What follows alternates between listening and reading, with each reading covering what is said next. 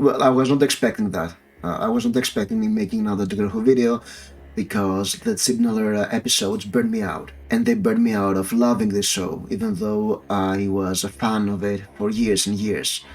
The only reason I watched the Starbase was because they had made a YouTube short, out of the last signal episode, and it is very successful in the algorithm. So I thought, maybe I can watch it and clip a couple parts and put it on YouTube and get some subscribers and likes and views. So yeah, like and subscribe, because I'm back into the Doctor Who fandom thanks to those two episodes. I didn't do a review for the Starbase because I think that I didn't have enough to say.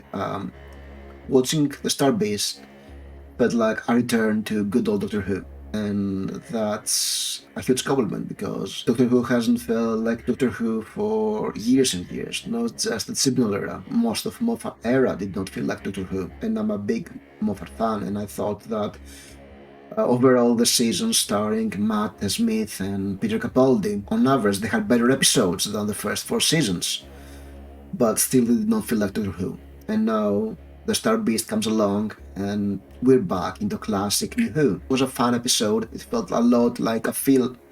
It felt a lot like a mediocre episode from season 4 or 3, which is a high compliment because seasons 3 and 4 were the peak of Doctor Who, in my opinion. They felt right. They were very dramatic, campy, fun. They had a lot of sentimental moments that didn't make much sense, but was moving along so well that you noticed it, but you barely cared about it because you had fun. And Doctor Who hasn't been fun for years and years. That's a main problem. Of course, some of the scenes of original New Who are there too. I mean, there are some moments of shock boxing.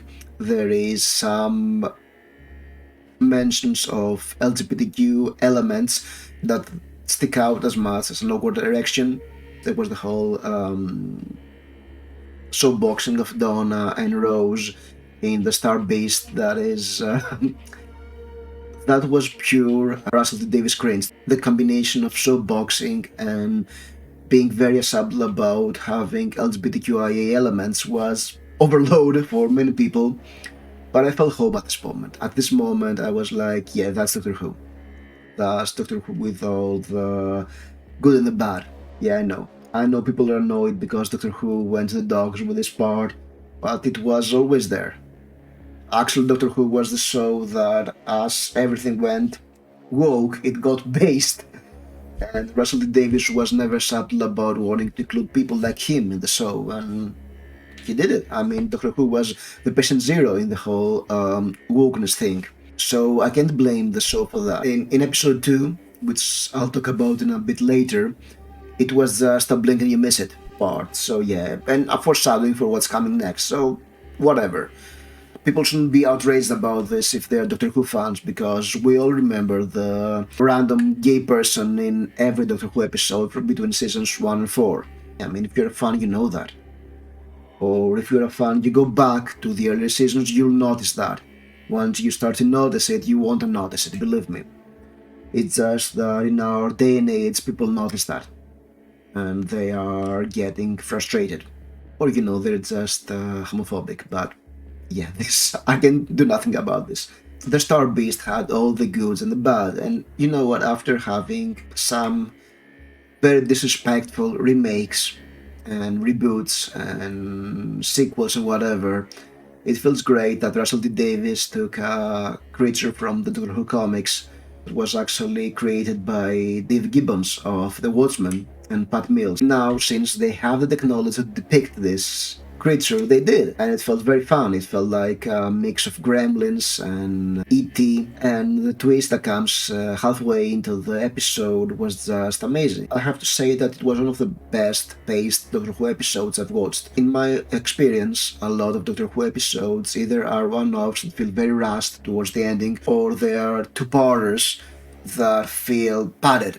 And here we have a 50-minute episode that hits all the spots at the right pace. It's clearly well thought out, well written, well edited, and you have David Tennant and Catherine Tate, who have mad chemistry together and great characters, and they hit you in the feels throughout the episode. Like, The Doctor is back to meet his best friends, because it's clear that he has a special spot for Donna and for her grandfather, and they can sell that.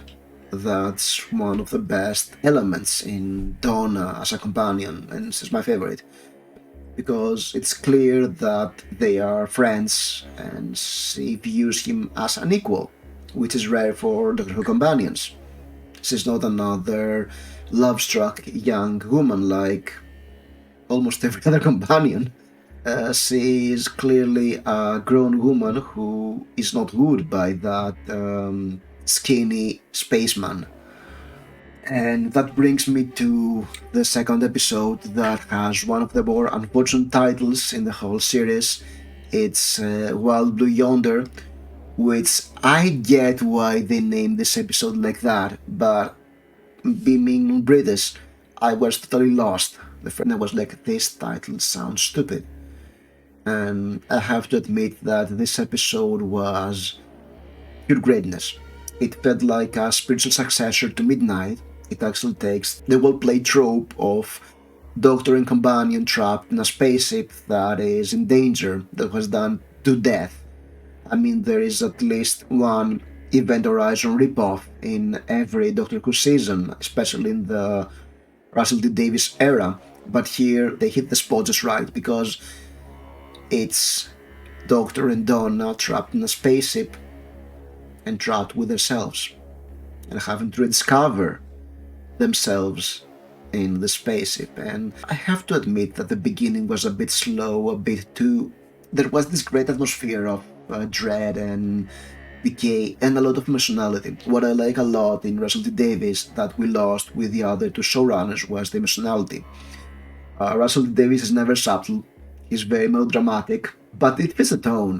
One of the greatest scenes of Chris Chibnall was that he tried to be subtle, and he was too subtle. He couldn't convey the operatic drama of having a larger-than-life alien coming to Earth. But Russell T Davies, he enjoys that. He actually loves the big dramatic and subtle moments, and he puts a lot of emotional parts, a big emotional parts throughout this episode about Doctor and Donna. There is a great creepy moment midway through the episode that propels everything into action. It was spine-chilling, and I've missed that. I've missed the great creepy Doctor Who moments. I'm a big horror fan, and that's why Doctor Who is my favorite science fiction show.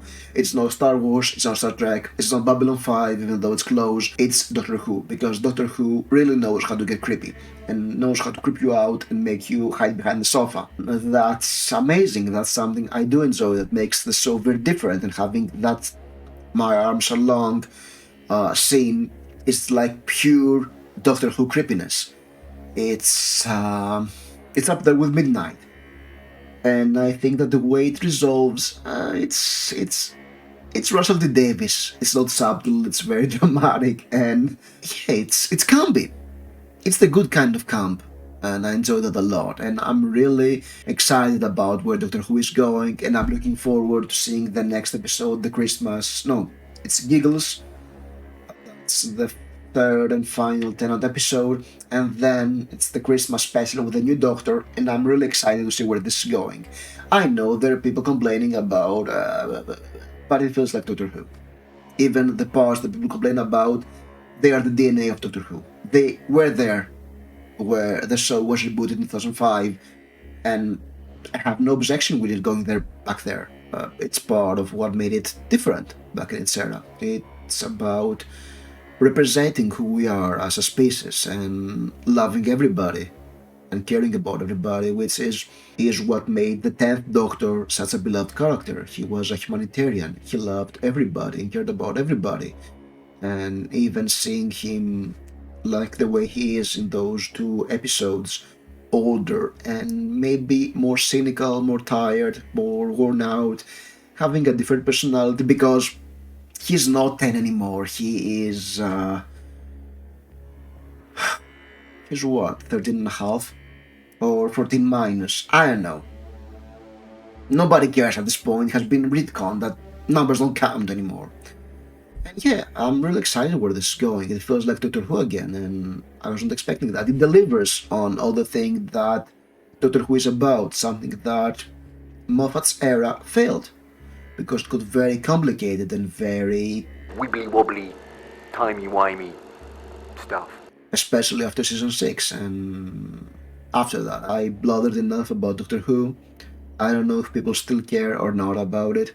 I believe there is a resurgence of people who love Doctor Who, thanks to Russell Davies returning, and I hope they can keep the quality up, give us more great episodes, and as long as it's entertaining, I'm there. And so I hope you do. If you have any comments about that, feel free to comment below. Like, subscribe, because yes, there will be more Doctor Who episodes, even though I'm more in the books in this channel, and I'll see you soon. Thank you very much for watching.